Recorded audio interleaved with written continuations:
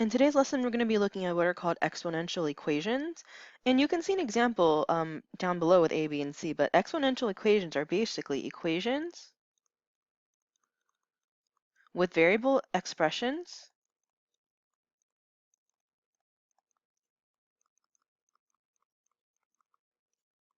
as exponents. So for example, something like, what you're seeing below here, like 4 to the 2x equals 4 to the x plus 7 type thing, or even something like 125 to the x plus 1 equals 5 to the 3x type problem. So what we need to do is we need to think about, well, how do we solve for x, or how do we solve for that variable, right, the unknown quantity?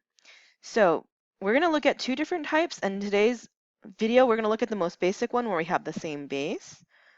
So if you look below here at property of equality for exponential equations right here, if they have the same base, and as long as the base is not equal to 1, their exponents are going to be equal. So if you take a look at the numbers example, 2 to the x equals 2 to the 5th, then we can simply see that, well, x and 5 are equal, so that means x equals 5. And then you can check by plugging it back in, right? 2 to the 5th is equal to 2 to the 5th, and work it out. Okay? What you're going to notice is, again, your base needs to be positive. So we're not looking at negative bases or bases that are equal to 1, right? Positive and not equal to 1. Then we can simply say that the two exponents are equal. So if you take a look at, oops, let me move this up. Example A, I'm double checking that, hey, look, 4 is the base of x plus the power of 4 to the x plus 3. 4 is also the base of 4 to the 9th. And since 4 is positive, then I can go ahead and say that x plus 3 equals 9. And that becomes a super simple problem for me to solve based on chapter 1. So x equals 6.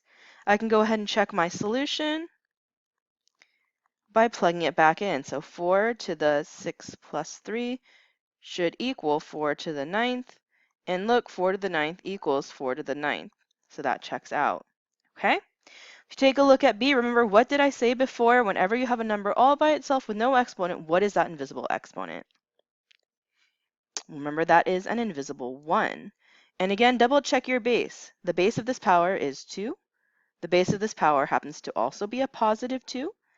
Then I can say that 1 is equal to 3x minus 2. Those exponents are equal to each other. And then again, it becomes a super simple chapter 1 problem.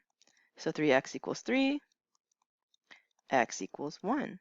And once again, if you have that extra time, just check, plug it back in, and you don't even have to multiply it all the way out. If the exponents work, it works. If you want to double check, just go ahead and multiply it out, just in case, too. So 2 to the 3 times 1 minus 2, 2 to the 3 minus 2, and then that's 2 equals 2, which works out beautifully. Okay, so once again, see, same deal, same positive base, then we can set up our equation. Our equations can be any type of problem. So now we have variables on both sides, right, which is a little more work than A and B, but still completely doable because we did this back in chapter 1 and we mastered that. So x minus 4 equals 1, add the 4 to get x equals 5, right? And with your extra time, just to be sure, let's check that out. And I think it's definitely worth it to check with these, especially when you have variables on both sides, just to make sure your work looks correct. So 3 times 5 minus 4 equals 8, 2 to the times 5 plus 1. So I'm going to get 15 minus 4 and 10 plus 1. And look, 11 and 11 works out beautifully. So pretty straightforward when your bases are the same positive number. Go ahead and try out 1, 2, and 3, and we will come back and check your work. So go ahead and check. Notice I didn't actually check these. I wanted to show you those solutions, but hopefully you checked your own. And I want you to remember, it is okay to get negatives. It's okay to get negative exponents because we know how to evaluate those. So negative answers are not incorrect. as long as when you plug it back in, your exponents are the same. Okay?